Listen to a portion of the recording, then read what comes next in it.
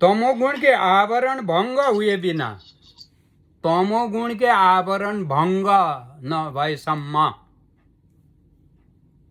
रजोगुण को विक्षेप शक्ति पर विजय असाध्य। तमोगुणलाई भङ्ग नगरिन्जेल, नत्यागिन्जेल रजोगुणमा प्रवेश गर्न पनि असाध्य, कठिन छ। साध्य हुँदैन अरे, असाध्य। तपाईँ हामीले जति कोसिस गर्नु, पहिला तमोगुण हटाउनु, तमोगुणबाट तपाईँ निक्लिनु पर्यो। तमोगुण त यो शरीरमा गुण हो, त्यो गुणबाट तपाईँ चाहिँ त्यो गुणदेखि सदा अलग रहेको तत्त्व। तर तपाईँ हामीहरूले आफ्नो अलग तत्त्व, 3 गुणदेखि अलग रहेको आफ्नो स्वरूपलाई बिर्सिएका छौँ सारा मानवले। अरू प्राणीले त जान्दैनन्, तर तपाईँ हामी त जान्दछौँ, चेतनशील प्राणी हौँ। त हाम्रो चैतन्य स्वरूप हुँदाहुँदै पनि गएर जड शरीरलाई म मानिरहेको, यो त तपाईँ हाम्रो कति ठुलो गल्ती होला। शरीर जड हो, तपाईँ चेतन हो। तपाईँ हामी जति के यहाँ प्रार्थना भजनमा पनि छ, मङ्गलाचरणमा पनि छ, हर ठाउँ छ नि। तपाईँ हामीहरूले गुरुदेवले पनि बताइदिनु।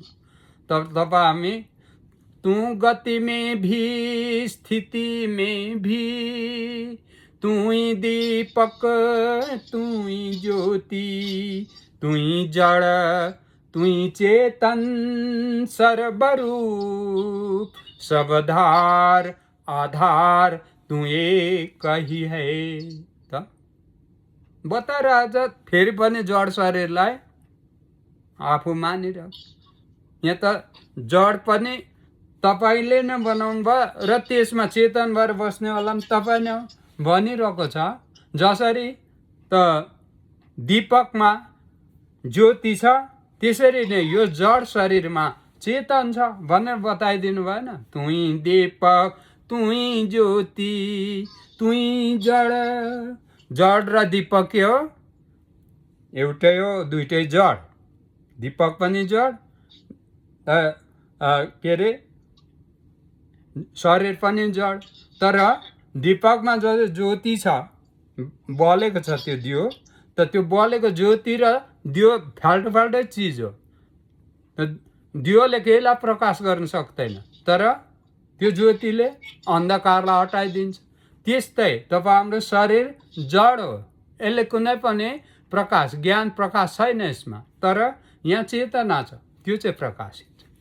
यी त तपाईँ हामीले छुट्याएर बुझ्नु पर्ने हुन्छ भनेर हुन्छ र बताइदिइरहेको छ। यहाँ खोजेर भेट्नु पर्ने हुन्छ त्यो चिज, जड के हो र चेतन के हो, दुइटैलाई अनुभूति गर्नु पर्यो साथसाथै।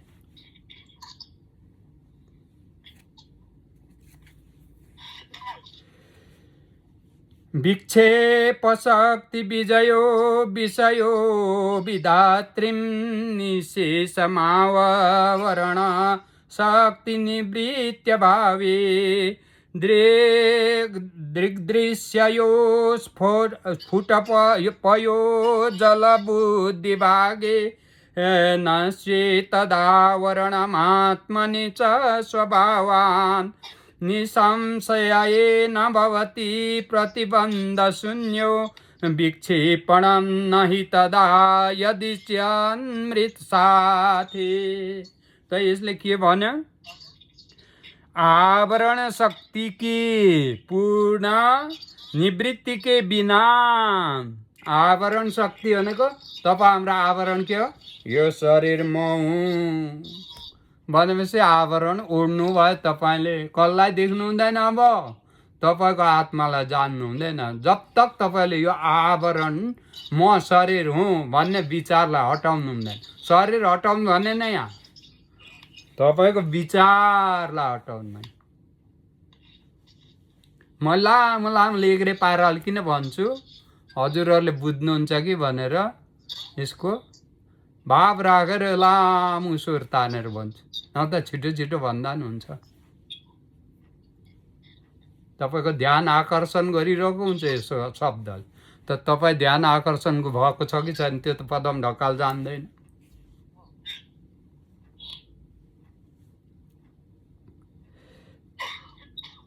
आवरण शक्ति की पूर्ण निवृत्ति के बिना विक्षेप भनेको तपाईँ हाम्रो भड्किने पगला जस्तो भइरहने यो मायामा भ्रमित भइरहने भ्रमित विचार भइरहने त त्यो तपाईँ हाम्रो विक्षेप शक्ति पर विजय प्राप्त करना असाध्य है।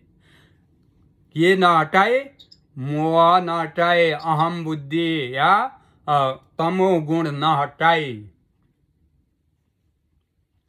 दूध और जल के समान आत्मा और परमात्मा का भेद ज्ञान स्पष्ट हो जाने पर आत्मा पर छाया हुआ वह आवरण अपने आप अवश्य ही नष्ट हो जाता है।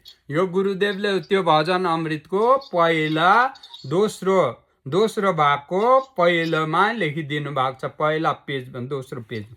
त त्यो हेरौँ, त्यहाँ यो यही शब्द छ।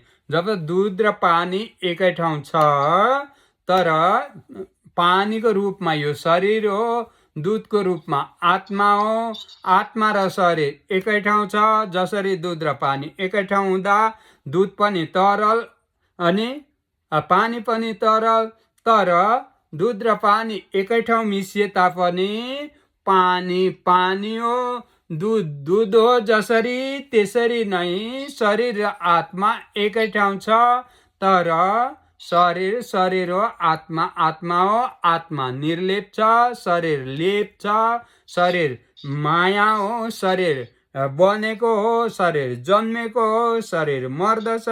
आत्मा निर्लेप छ, आत्मा जन्मेको होइन, आत्मा मर्दैन, आत्मा बनिँदैन, आत्मा बिग्रिँदैन, आत्माको आफ्नो हुँदैन, आत्माको पराय हुँदैन, आत्माको धर्म अधर्म हुँदैन। धर्म अधर्मदेखि यो पर छ, अलग छ। पर भनेको टाढा होइन, शरीरमै। तपाईँहरूले यहाँ अनुभूति गर्न सक्छ यो चिजलाई, सबैले, मानवले। अरू प्राणीले त सक्दैन, मानवले। तर पढेर त जानिँदैन मित्र हो।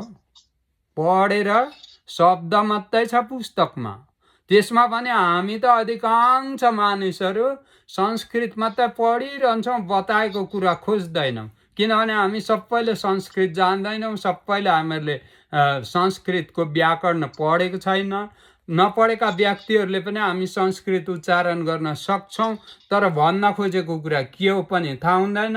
अनि वस्तु तत्त्व त्यहाँ किताबमा छैन, अनि त्यो जान्न पनि बुझ्न पनि सकिँदैन, अनि उच्चारण चाहिँ गरिरहन्छौँ। तर त्यसले भन्न खोजेको के हो थाहा छैन। कसरी थाहा छैन?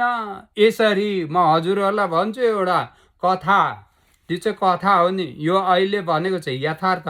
अब यो कथाबाट एक उदाहरण दिन्छु कि तपाईँ हामी समस्त संसारमा पाठ मात्रै गरिरहने, नबुझ्ने, थाहा छैन। देव भाषा हो, देवताले बोलेको, भगवानले बोलेका आदि, भगवानका आदि रूपहरूले, ऋषिमुनिहरूले बोलेको शब्द हो, यो भाषा हो भनेर त्यो भाषालाई दोहोऱ्याइ नबुझिकन पढि त रहन्छौँ यो देव भाषा हो भने, तर त्यसले काम काट्दैन। त्यहाँ त तपाईँलाई हराएको छ, सिकाएको छ, अर्ती गरेको छ, उपदेश गरेको छ, यो नगर्नु यो गर्नु आदि सबै कुरा हराएको छ संस्कृतमा।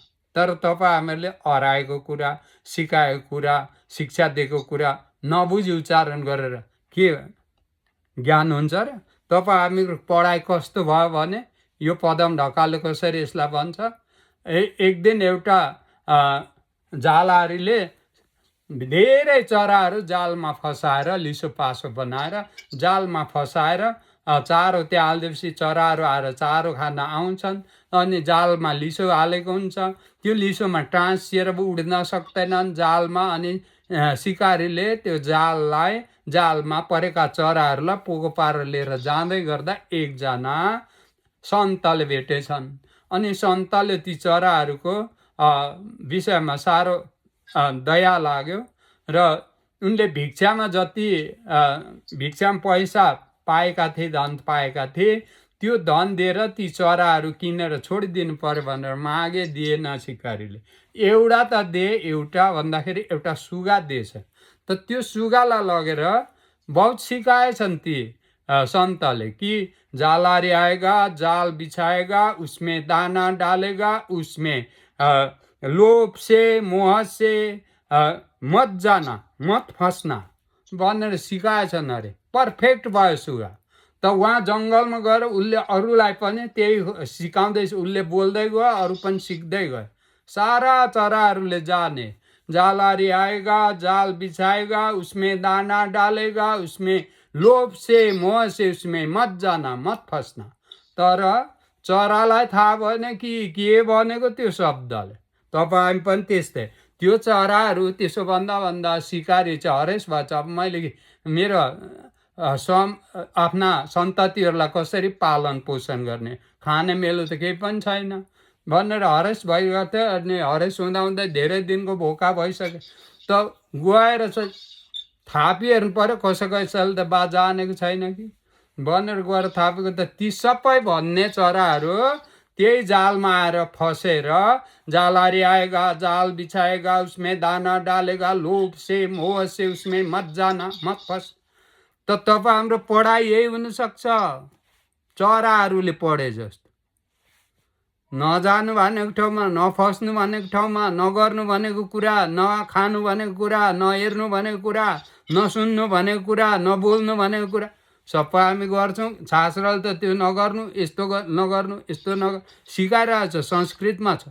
तर तपाईँ हामी नबुझी पढिरहन्छौँ, उच्चारण चाहिँ गर्छौँ, भन्नेको कुरा जान्दैनौँ। अनि नगर्नु भनेको के हो, गर्नु भनेको के हो थाहा नभएर आत्मा के हो, परमात्मा के हो, शरीर के हो सबै सिकाएको छ, सबै बताएको छ। तपाईँ हामी गीता पढ्छौँ, उच्चारण गर्छौँ, बुझेको छैन, बुझ्नेतिर जाँदैनौँ। शब्द मात्रै छ, त्यहाँ वस्तु छैन। वस्तु शरीरमा छ, कर्तव्य शरीरमा छ, गर्ने नगर्ने सबै शरीरमै हुन्छ। त त्यो कुरा चाहिँ तपाईँ हाम्रो कहिले जान्ने, न उच्चारण मात्रै गरेर नबुझेर। तपाईँ हामी सबैले यो कुरा बुझौँ भन्छौँ। हजुरहरूलाई पदम ढकालको यो निवेदन।